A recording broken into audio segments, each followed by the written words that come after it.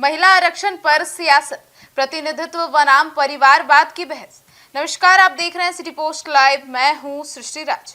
महिला आरक्षण को लेकर देश की रणनीति एक बार फिर से गर्मा गई है। सवाल उठ रहा है कि क्या यह कदम सच में आम महिलाओं को सशक्त करेगा या फिर राजनीतिक दल अपने परिवार की महिलाओं को आगे बढ़ाने का जरिया बना लेंगे। इसी बहस के बीच लोकसभा में महिला आरक्षण से जुड़ा संविधान संशोधन बिल चर्चा में है, जिनके प्रतिनिधित्व, सत्ता और सामाजिक न्याय पर नई बहस छेड़ दी है। अब महिला आरक्षण का प्रस्ताव क्या है, इसके बारे में बात करें तो महिला आरक्षण के तहत लोकसभा और राज्यसभा विधानसभाओं में महिलाओं के लिए 33% सीटें आरक्षित कर दी जाएगी। प्रस्तावित बदलाव के अनुसार लोकसभा की कुल सीटें 543 से बढ़ाकर 816 करने का भी विचार रखा गया है, ताकि पुरुषों की मौजूदा सीटें कम किए बिना ही महिलाओं को प्रतिनिधित्व मिल सके। अब इस कदम का उद्देश्य राजनीति में महिलाओं को भागीदारी देना और नीति निर्माण में उनकी भूमिका को मजबूत करना है। अब इससे आम महिलाओं को कितना फायदा होगा, यह सबसे बड़ा सवाल है।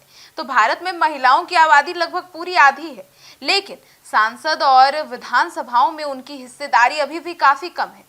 महिला आरक्षण लागू होने पर बड़ी संख्या में महिलाओं को चुनाव लड़ने और जीतने का अवसर मिलेगा। इसके ग्रामीण और पिछड़े वर्ग की महिलाओं को भी नेतृत्व में आने का मौका मिल सकता है। हालांकि विशेषज्ञों का मानना है कि केवल आरक्षण से ही सशक्तिकरण पूरा नहीं होगा। इसके साथ शिक्षा, राजनीतिक प्रशिक्षण और आर्थिक स्वतंत्रता भी जरूरी है, ताकि महिलाएं केवल नाम मात्र की प्रतिनिधि ना रहे, बल्कि एक अहम भूमिका भी निभा सके। अब परिवारवाद का आरोप क्यों लग रहा है, यह भी सवाल उठ रहा है। तो विपक्ष और कई राजनीतिक विश्लेषकों का कहना है कि महिला आरक्षण का सबसे ज्यादा फायदा उन परिवारों को मिल सकता है जिनका पहले से राजनीति में दबदबा है। आशंका जताई जा रही है कि कई नेता अपनी पत्नी, बेटी या अन्य रिश्तेदारों को टिकट देकर सत्ता में बनाए रखने की कोशिश करेंगे। हालांकि इसके पक्ष में यह तर्क भी दिया जा रहा है कि शुरुआत में ऐसा हो सकता है, लेकिन समय के साथ नई और स्वतंत्र महिला नेतृत्व में उभर कर सामने आ सकती है। लेकिन 3 साल बाद भी हंगामा क्यों हो रहा है इस पर? तो महिला आरक्षण का मुद्दा नया नहीं है।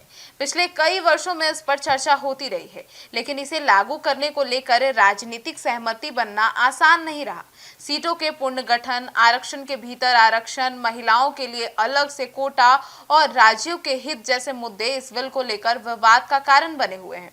इसी वजह से बिल पास होने के बाद भी इसके लागू होने की प्रक्रिया में देरी और राजनीतिक खींचतान देखने को मिल रही है। अब आगे की राह क्या होगी, इसकी बात करें तो महिला आरक्षण भारतीय राजनीति में एक बड़ा बदलाव ला सकता है, लेकिन इसकी सफलता इस बात पर निर्भर करेगी कि ऐसे कैसे लागू किया जाता है। यदि यह केवल परिवारवाद तक सीमित रह गया तो इसका उद्देश्य कमजोर पड़ सकता है।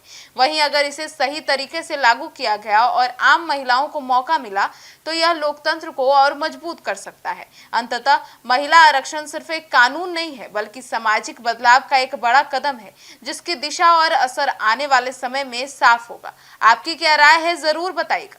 धन्यवाद।